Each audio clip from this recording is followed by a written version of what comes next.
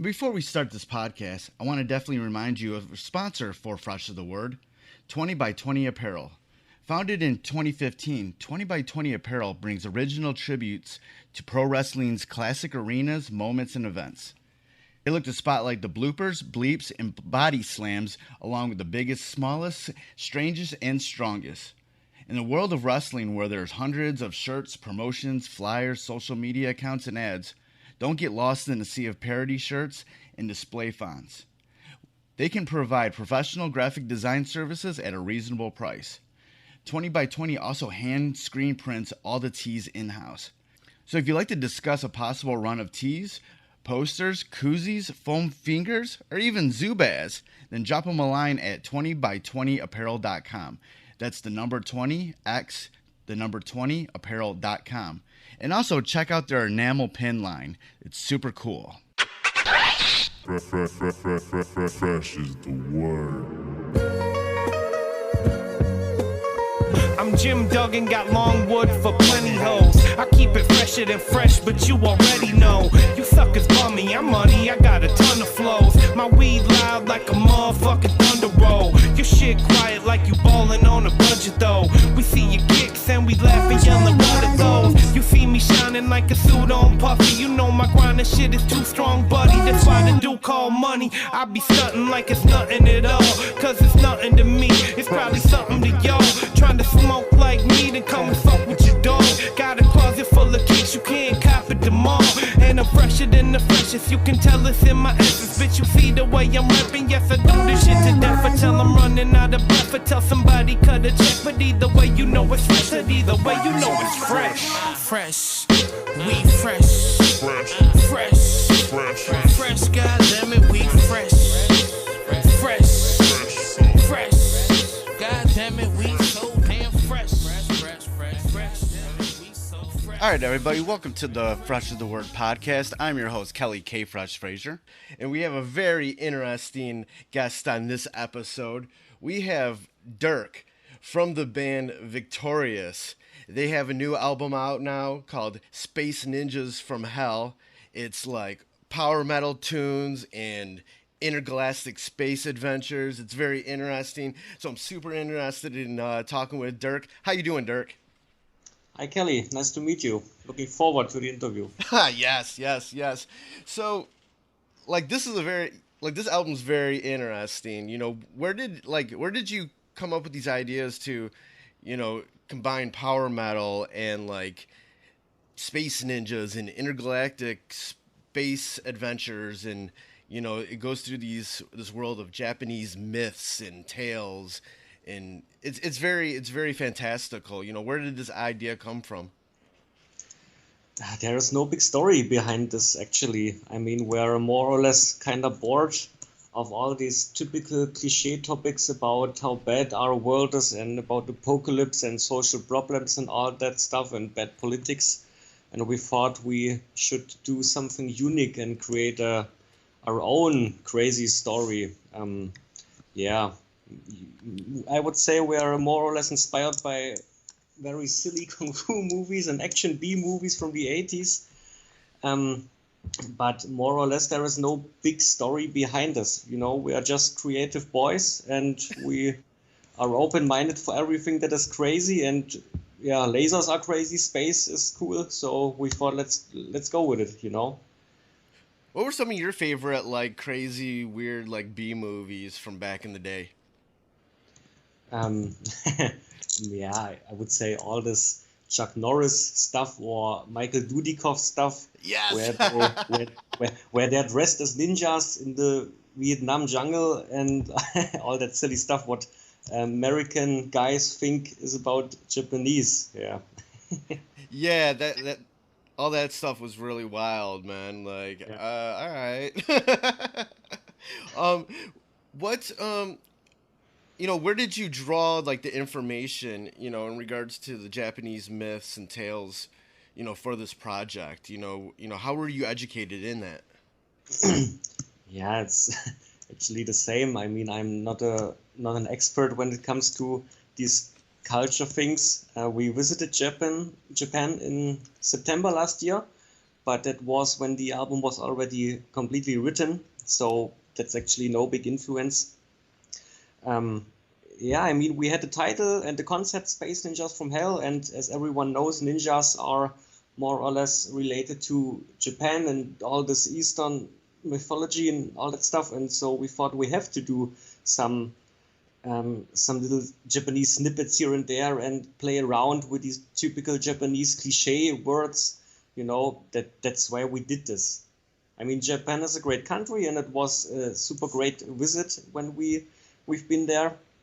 But all this crazy concept that happened before, and we said, okay, we have an album about ninjas. We have to play with all these Japanese cliches and all that stuff, or at least what we European guys think would be typical for Japan. What's sort of like the creative process like, when you're, just kind of coming up with crazy ideas, how do you sort of bounce it off of each other in the band?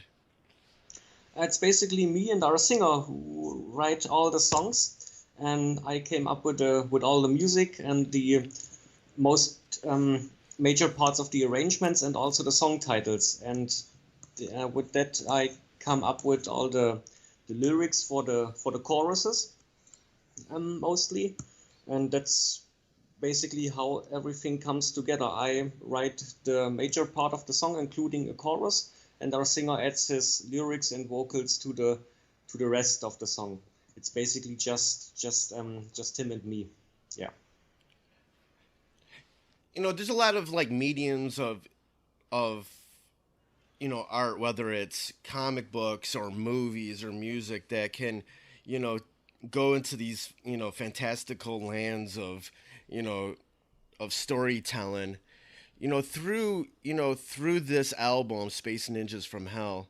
Is there a particular story that you're trying to address on this on this album that might actually have might resonate with what is going on in the world today? No. No.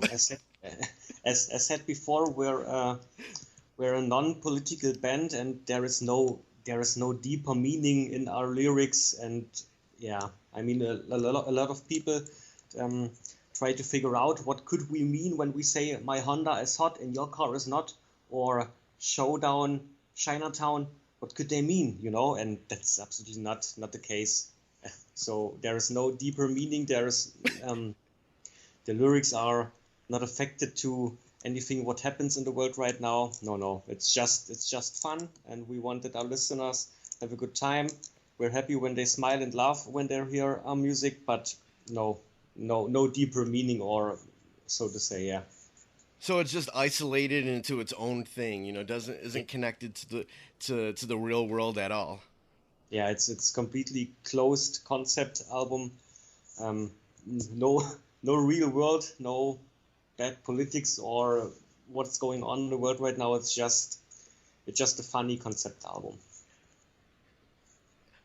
Where does your mind go when you sort of have that freedom? When you kind of isolate it to like what's going on in the real world, what sort of freedom do you have to like just come up with silly ideas? It feels great. I mean, I can do whatever I want, more or less. The thing is that most, or at least a lot of people, don't get what we mean, because they think they take themselves too serious. But it's not funny what they do.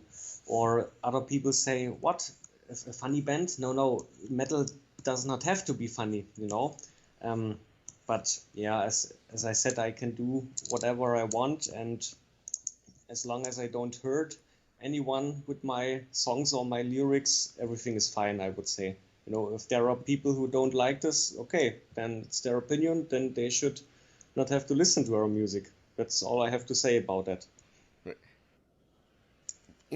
In a nutshell, what is the story that you're telling on Space Ninjas from Hell? Like, is there a story? Of course there is a story. There's a bunch of ninjas, evil ninjas who lived thousands of years ago, an evil ninja clan called the Sunbladers. and they had plans to enslave the world and take world domination and all that stuff. So they combined their power with a huge dragon god. His name is Ling Long.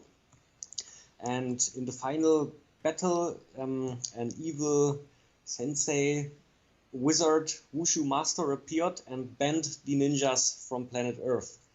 And everyone thought, okay, now the danger is over and we have nothing to fear anymore. The ninjas are gone, dead and gone. But nobody knew or knows that they survived in space. You know, they built a headquarter on the dark side of the sun. There is no dark side of the sun. That's the funny thing. And for the past thousands of years, and they improved their weapons and ninja skills, and their hatred only grew. And now they are back, so to say. They are off to planet Earth again to take revenge and enslave the whole mankind again, just because they are evil ninjas. Yeah, that's the basically story. So, and is this sort of like a good versus evil sort of story, or is there, does good triumph in the end? Does evil triumph in the end? Is that even like does that even matter in this story? It does not matter yet. The story isn't over, but I don't want to spoil too much. Right. You know? On the next albums, maybe we will reveal how all this will end. But on Space Ninjas from Hell, on the current album, it's just evil versus, don't know, not good, but evil versus mankind, you know. It's all about these evil ninja clan, not good or evil, but we don't tell if the ninjas are successful. We let an open end. In the story, like you just might have said, like, mankind isn't necessarily good or evil. It's just mankind. Yeah. Yeah, as you said, it's just mankind. Mankind is, they don't know if they are good, but the ninjas are evil, and they are the, what is it called? The right word. I don't know yet, but the ninjas are about to enslave the world. Yeah. Oh, that's crazy, man. It's crazy. Like I heard, I heard you're a bit of a Batman expert. Yeah, it's me. I've been reading a little bit of the recent comic books, but I'm a big fan of like Catwoman and Batwoman, or Catwoman and Batman's relationship. I'm really involved in that. Like, what's your thoughts about just like in comic books and whatnot, just the relationship that Batman and Catwoman always had? It's kind of annoying. I mean, it's just a woman, and Batman have to focus and concentrate in kicking his villain's ass. So a woman's story is never good, and no matter if in real life or in comic, So when Catwoman is there and she interrupts Batman's action, I am not a big fan of that. So if I would be the comic writer, I would Catwoman die probably. Oh man, I like Catwoman though. So Batman can concentrate on the criminals and fighting crime. No romance or that stuff. I mean, I want action and no romance. I like the romance part of it. It's cute, but no. But I like the Catwoman stuff on her own, like her own comic books. Like I like reading those, but what's been your thoughts about some of the where the Batman brand is these days in regards to movies and comic books and whatnot? What do you want to see? What don't you want to see? It's a very, very good question. I think Batman is alive, which is a good thing. It's very, very, very sad that they fucked up Justice League that much. because I would love to see Ben Affleck in his own Batman movie, but all these plans died after Justice League became such a big flop, you know. Um, I'm I'm mostly interested in all these big cinema movies. I'm not that big comic book fan. I don't read that much. Okay. But as I said, I collect a lot of things, and I'm really looking forward to the upcoming Batman movie with Robert Pattinson. I mean, I give this guy a chance, you know. Right. Let's see what he's up to. Yeah, I'm really looking forward to this. And unfortunately, Ben Affleck isn't Batman anymore. That's a shame, I must say, because he is my favorite Batman. He's brutal, he's bulky, he's old. That's the perfect incarnation of Batman, I must say. Oh, okay. All right. What's your do you have anything that you own of Batman, a Batman thing that you really love? That's your favorite thing that you own? I own a Batarang. You know what a Batarang is? Not exactly. These things Batman is throwing at his enemies. Oh, okay. Yeah, like the boomerang, but it looks like a bat. Yeah, Okay, the boomerang, exactly. yeah. And last month I got the huge new Lego Batmobile. It's not a collector series, but it's brand new. It's about 3,000 pieces from the Tim Burton movie from the 80s. Yeah. And it's just huge. It's about 60 centimeters long and 3 kilos heavy. And yeah, that's actually the item I'm most proud of it. Nice, nice, nice. What outside of what you're doing with Victorius with the Space Ninjas from Hell, is there anything else, like any other sort of stories you would like to tackle in the future? What do you mean exactly? Like instead of doing Space Ninjas from Hell, are you open to doing something that's, different than that? Yeah, of course. But as I said, I'm not a fan of these bands who say, our world is so fucked up and we have to sing about social problems and we want to change the world. That's absolutely not my kind of thing. But in general, I'm open for everything. If it's cool, if it's funny, it can be serious too as well. But with Victorious, I don't know. I mean, we are now in that area where we tell crazy funny stories. I don't think that Victorious will do a serious album in the near future. That would not happen, I guess. Is there any sort of serious nuances in the story yet, though, with Space Ninjas from Hell? No. It just all it's just all silly. It's maybe not silly, but not too serious. Not serious. You just not serious.